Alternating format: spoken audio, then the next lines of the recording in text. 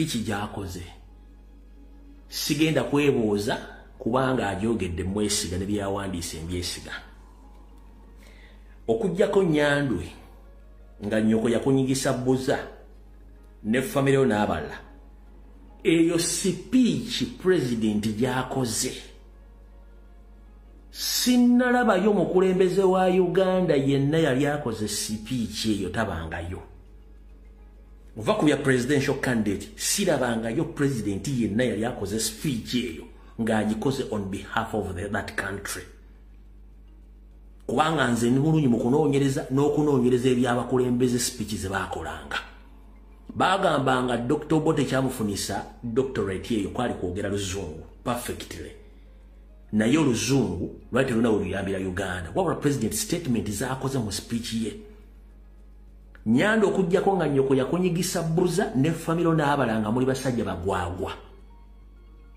trend ya revolution eri mu Africa nga nwendaba Angola etandise okukwata omulyo waliwo n'ensi gye ndabye nga okulonda kukyuse ebintu bigenda mwandibadde muli very careful nnyo era speech president gyakoze esindise sigino ereetedde ne UBC okujjako live n'egijjayo ne bogenda ku mukutu gwa UBC teriyo lwaki statement ye ekubye okuva ku musirikale n'ekuba okuva ku minister n'ekuba okuva ku member parliament n'ekubiramu Nyandwe n'ekubiramu ne international community bonna ne bakubiramu lwaki bakubye buli nsi yonna bw'ebeera ne dictator ng'afuze emyaka 4 ensi zitera okuyiwa omusaayi n'akubuuza tunaabeeranga mu kuyiwa musaayi buli kaseera tukimanyi okukuma obuyinza si kyangu era abakulembeze abamu bakoleramu ensobi y'okutta n'okuwamba naye naffe tetugenda kukola kintu kye kimu kuwamba kutta oba kukola kuwoolera tetujja kukola kintu kye kimu n'akugamba nti Museveni okyayina obudde obukwatagana n'abakozi bonna mu gavumenti ne muwayo either obuyinza oba ne muteeka akalulu ak'amazima n'obwenkanya awangudde n'alayira eby'omunju tebitotula abooluganda bitta bwe bikonagana tebyatika mutuule ku meeza ensobi ezaakolebwa buli omu yendenyeze munne eggwanga ligende mu maaso Mr. President weba liyo statement yo nange kanjogereko Allah oba Katonda bwe yali atonda omuntu yamutonda amaze ngera yamuyinako obuvunaanyizibwa nga n'omusaayi ogumulimu yaguvunaanyizibwako n'omukka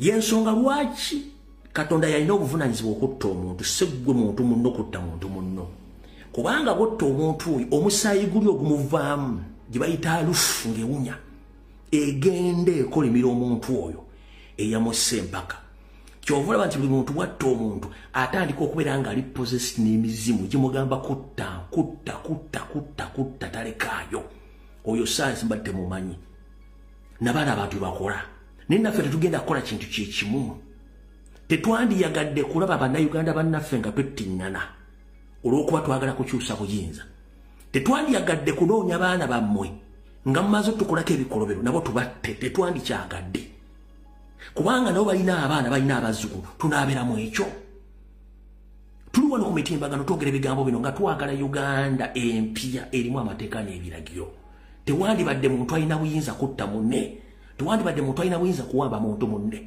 kubanga ne bw'onompamba bwenfa togenda kufuna bumulamu era tolina kyogenda kuddizibwamu buli muntu yandiyagalidde mu Uganda kubanga Uganda nnene abaagisookamu ng'etandikawo sebagirimu naffe tugenda girekawo era ebeeremu abantu abala bagenda okujja naye bwe mugenda okulekera ensi eyo egenda kubeera etya egenda kubeera mu kutta mu kuyiwa omusaayi buli kaseera ng'ate ebiseera biri tewaali bantu baasoma bateeka nga tebagamanyi kati waliwo bagasoma era waliwo ababeeyanira demokrasi kyetubagambye president speech gy'akoze Nyando esoferi speech ogira bagikuwadde manyi nti ebigambo bya president byawukanyeeko na bya patience lwabwoko ebigambo bya president byawukanyeeko bigambo bya Diana muwalawo tebyawukanyeeko na bya Nankumbi tebyawukanyeeko na bya Jeno Kaindo Tafiire n'abalala wabula mwe ekizibu kyammwe kiri ky'abantu balinga aba babiri kuliko Kisawo Vuga ne mutabani we Didigi beba kyayina embazulu ebalaga they can still continue kidnapping Ugandans okwongera obufuzi bwammwe ekintu ekikyamu mu family yonna mulimu abalalu nena abalalu awo abalamu tebasobola kugenda kwenyumiriza mu kkubo tulina abalalu no bamanye bacontaining abalalu. Your stay in that country is based on this election. Any mess temugenda kunenya bana Uganda baba wadde opportunity nti you can arrange free and fair elections nemutaba mukuyuka musaayi. Nze kintu kisinga okumenya mbulamu wange oba nkumanyi basse kumanyi ngoli munna Uganda oba oli Muganda watali Muganda kasitofa nga mbadde nkumanyi oba nga mbadde mpangala naawe kimalamu amaanyi era kinteeka mu kifo nti oli waavudde nze nzirawo neneebuuza omuntu oyo agenze gy'alaze wa ebbanga lyamaze nga ategana ku nsiko talina kyatutte numwa nnyo mulira kimpa obuzibu nnyo ku mulimu otwafa mwe mutuula mutya ne muli emmere ne mulagira nti genda owamba ono genda otoono neebakka mu ntumbwe nga mukimanyi nti population buli kimu ekiraba si eri yammwe ya analogo. Mutuula mutya ne muli emmere nga muwamba abaana mutuula mutya ne muli emmere nga mutta abaana mutuula mutya ne muli emmere nga mukimanyi nti waliwo abantu bamusibidde obwera bali mu makomera mutuula mutya ne muli emmere. Nyande Soferi ne family mwetereze before it's too late. Eri eggwanga lyaffe ffenna n'ekizibu kye tulina abantu omulowooza nti muyina emmundu muyina amaanyi nno ekyo si kyekikulu kati eyo mmesi njagadde gye basindikire mugitegeere. Kati katugende mu ssomo ly'olwaleero wano wenjagala muntagire Christopher Damulira muntagire Jeni Bareke muntagingire Baramba Rugahara muntagire Major General Emmanuel Kuteesa ka video katandise muntagingire Honorable Kasoro ne banna abalala bonna aba National Advance Movement ba NRM mbalamusizaako basedduvuto abalina omululu ogubasokkeredde n'okulimba. 1 Christopher Damulira n'akabinja kamugabwe nkamenye mwagamba mukoze ghetto structures era you have captured almost 90% of ghettos in Uganda using the taxpayers' money. Mwagamba Nyande Yosoferi Habulwa mutabani wa kale kyensiti mizizire nsanga bisibi nti ghetto zonna mu Uganda mazo zikapitalinga ziri mikono gyammwe. Aba NRM bagamba nti muzeeyi Buganda is for NRM mwera Buganda togirina sente musajja tunasokoola olw'ensonga kino mbadde nga kibaga bibbanga nti Nyando yayika Windows ngamuga ati alumbu yalimba Nyando nabagamba Nyando okuba eddagala litereza face n'olumu litereza amadinisa najja nga mulaba amadinisa kwegali kumba amadinisa gaayeka kiringa mulanga laptop ejjanda lyafa nenga laptop enakubira mu charge kana musebe nali mu charge aba mu charge nga bu charge nzo kuterera kati mwagamba Buganda mwakika pichalinga mu Buganda form 7 ne mugamba nti mwakwata ghetto 90% mu Uganda yonna ngera ziri under control of Museveni. But here is my lesson for today and I want to teach you something which you don't understand. Christopher Damulira ne banno mwenda babye sente ne wiiki eno yennyini Museveni yakutte billioni 10 ne sente zigwamu n'aziteeka mu ssako y'aba boda abange nze mbuuza boda ze mwadde billioni 10 olwaleero zabadde mu public holiday oba muzirabyeko nga ziri mu kukola era zibadde zikolera ani kulale yammwe Nyando gye yakoze kolo boda tetwazirabyeko wabula olwaleero ku kiggula luggi kya revolution boda zikoze era zitambuza abantu bonna era zibaddeyo kulala y'ekigula luggi ya national platform kati billioni 10 ziri plus zalazeewa era zikola ki awo tuvuddewo. Damulira owambye abaana ossa abaana okoze buli kimu kyonna ng'oyagala capturinga ghetto structures era ghetto nozikwanjira kubuuza Christopher Damulira banno Ekigambo kye bayita ghetto kimanyi kanti kusomesa olwaliro. Ghetto byebifo ebyenzigotta ebiwangaliramu bannayuganda abaalekebwa emabega abeeyiya so si abanyi b'enjaga.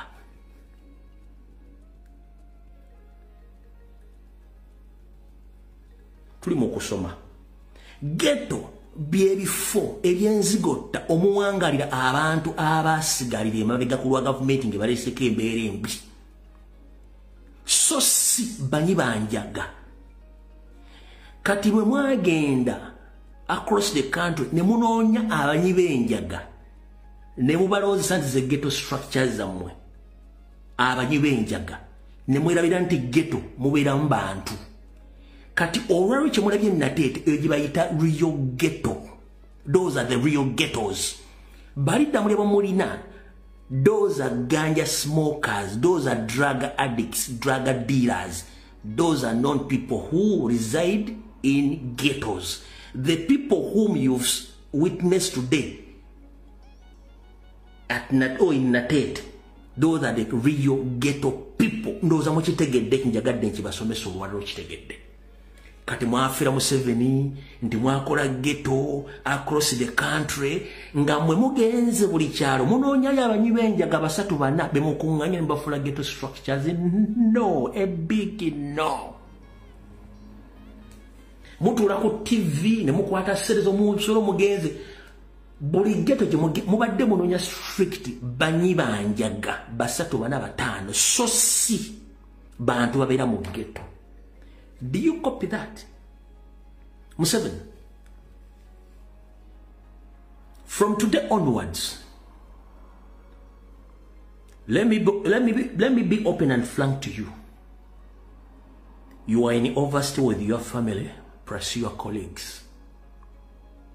Those fools, the so-called police serving officers and some state agents in your state house, those are criminals and thieves.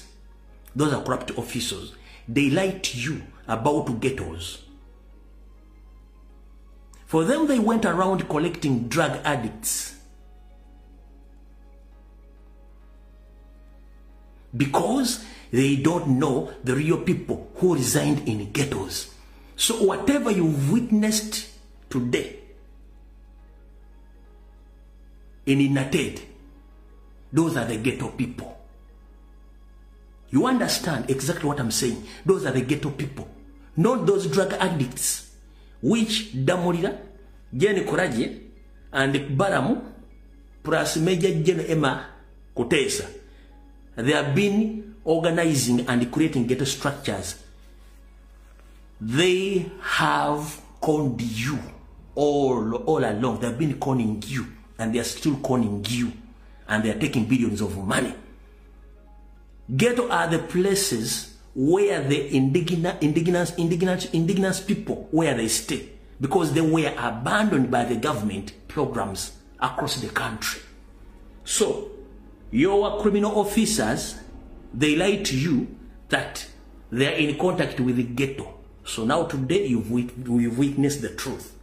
The truth is, you are in overstay. Pack up your things and get out of Uganda before it's too late, because time is over. Why? Enchikunyonyodde mu Luzungu n'enchikunyonyola mu Luganda abasinga obungi bali tebakimubulya kati nze enchikubuulidde. Ghetto zoogedde ate yebadde Nateete. Eyebadde Nateete wabula ghetto ekusindikidde message bbiri. Abasajja bakufera nti Buganda is for you since when? Ne bakufera nti ghetto bazifunye. Nkugambye ghetto za Damula ne banne z'abaganja smokers basatu bana ku buli kyalo. So abantu bali mu ghetto kitegedde bulungi nnyo. Katulalo kitegedde nti ghetto entofuwe ziri. Kati baade baganya okuwa information ekwatagana ku Kyagulanyi engeri gyavudde we gyatuuse ku kitebe n'ekibadde Nateete. Naye finally waliwo akugambye nti abasajja tetulaba kintu kizibu nnyo n'obaforcing okuwa footage gw'olabyeko. Njagala kubuulira public ekikutuuseeko. Nyando Yosoferi abasajja batebamuwa information eri ku ground era tebamulagana bintu bigenda maaso mu ggwanga wabula kumacha nga president wakedde okuva ewuwe ku nominations baganye omulaga footage yenna wabula olwa mukubidezo banga nti waliwo kigenda maaso tukitegeera kitegeeza ground batuyimba teriyo bamulaze footage Kyagulanyi nga ave waka nga kiri massive natuka ku kitebe na bavudde ku kitebe bagenda paka Lweza ekibadde natete muzeyi ye nyini asose kuva ate Windows olo zibadde Windows ziliyawo za munguba za 1921 the 1931 bwezityo kati ate zididdeyo ddala mu 1900 era olwalda asibye mu level 3 eya State House eri waggulu wali garage yasibye mu level 3 nga mukanika olwa pressure baddemu kubidde ku bintu byalagi kyaki mukubisa pressure. He had invested billions of money in Uganda. He had invested billions of money in ghetto structures, which ghetto structures are nowhere to be seen. And yesterday, he got the intelligence, which intelligence shows him that 70% of all government officials, including the army serving officers and police officers, including those whom he doesn't think that they can be on the side of people, they are supporting change. Eyo intelligence yazifunye kati bwamalo gifuna era bamuwadde report nti ekyabadde kolo era bamufeze 1 bagenze ne bagenda ku bagenze mu gye batendekera amaje ne bajja bakadeti bonna abadde bakyali mu training beba balese ne bagenda mu police training schools ne bajja bakadeti ne babaleeta ne bagenda mu masomo baleeta abaana abo bemwalabyeko ne bagenda mu ghetto structures abo ne bajja omuntu babuleeta kati bananyini nsibe nyini tebabadde okyovola bantu abantu abasinga obuntu abalenga basombe yafunye report nakati bwagase report gye bamulaze kollo ne bamulaze kolero physically azeyo mu 1900 era asibye ku 3 asibye ku level asibye ku floor ya kusatu mu garage ku State House nakasero jasibye nga bamukanika nga Windows zikoze ziyise kati luli yagabe ziri mu 1925 ne 1931 kati ate zivudde kweyo zizeyo mu 1900 yembererwa right now kye kigenda okuddako kyekino buli kintu kyonna kiri mu mikono gy'abana Uganda kwogenda osalawo future ya Uganda etya police n'amaje n'abala buli omu ali willing okwegatta ku mmwe. Are you willing to make it? First and foremost, resilience, resistant, over resistance. Those are the key figures mu struggle gye tugendamu. Mfunye intelligence nti wabadde wa kifeesi baani abadde betandala okukwata abaana naye resistance gye basanze ebalemesezza okukola badde balina okukola. Namwe mwenyini mwerabiddeko nti waliwo ekitundu wetutuuse nga abantu baagala poliisi yagala kukola fujjo ne baleni balemwa okujjako kufundikira n'abantu nga baddayo baŋŋambyeko ebusegaawo amagye gakubyemu ku masasi ne gabako n'abantu be gakutte era ne gabatwala bali mu ngweza nupu n'ababodaboda njala kubuuza gwe munamagye ali awo n'owa poliisi alaga basindisa okukola ebintu ebyo. Kino ekibuuzo kyali kikubuuza. Museveni yajja mu Uganda mu 1960+ afuuse omukulembeze mukulu na 86 bwe tuba tubala yakatta miliyoni ziri mu ngalo ze zite okuba nga ziri miliyoni 5 ziri mu ngalo ze. Njala kubuuza miliyoni 5 ziyasi Uganda baakenderako babeyongerako. So njala kubuuza right now abantu bali determined okutwala eggwanga lyabwe bona okwata abantu nga ogenda basibira wera ogenda bamala. You can't. Just you are fooling yourself that you can kill and arrest and kidnap Ugandans. No, that's just a small number of people whom you are trying to intimidate to kidnap. Buli okwata omuntu ejjayo omulala kubanga that's the system Katonda gye yakola. Kino jala kibagamba openly temulira kye mugenda kola. 1 abasirikale bonna abadde badeployingiddwa abasinga obungi baba deployinze kiro bugenza okera ku macha ne baddamu ne babayita ino bali callinga kye kibali callingisiza bamaze okufuna intelligence balaga nti abasirikale bonna badde badeployize police n'amagye bali willing nti singa wagwawo ekintu kyonna amagye ne poliisi bigenda kwegatta mu bantu.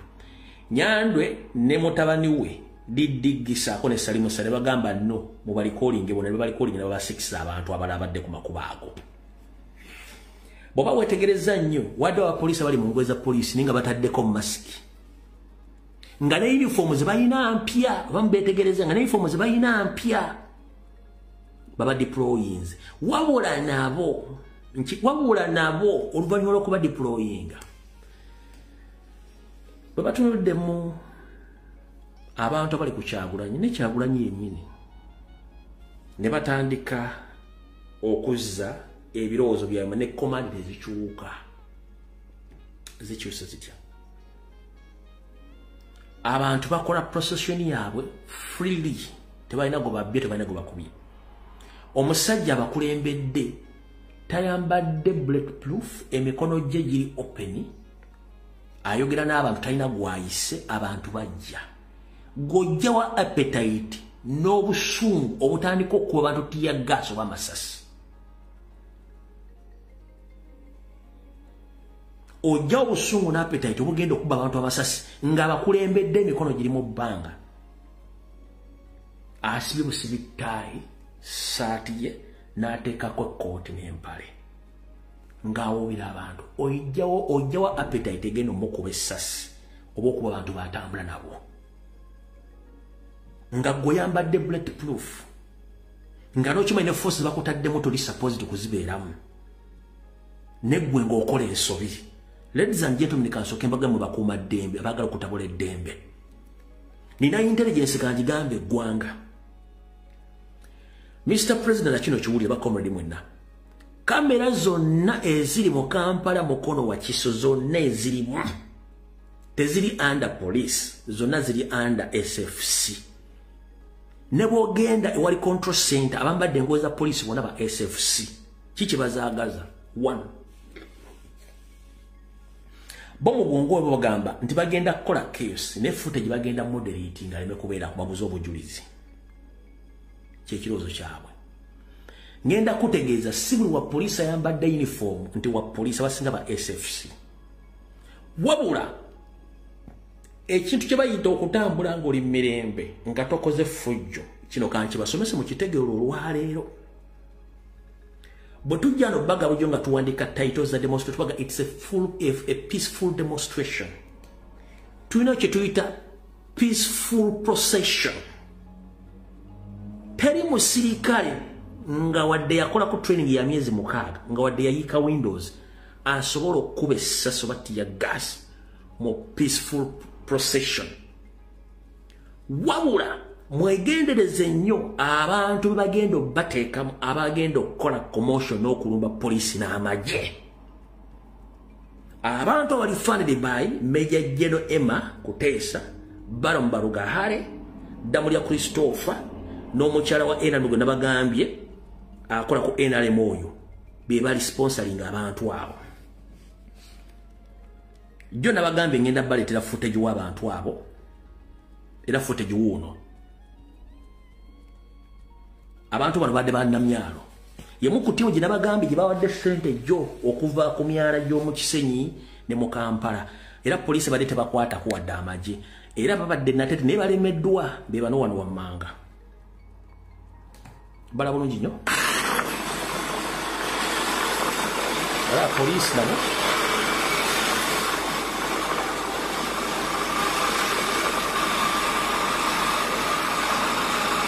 mubalaba bawe yangu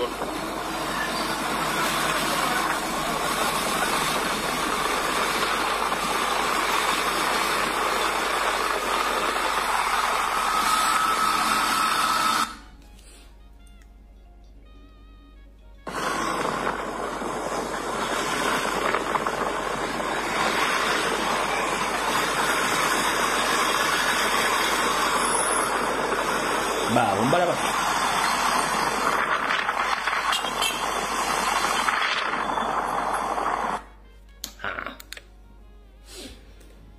kati wona omulaga ngenda bagamba please temulwana temuyomba na muntu obere peaceful.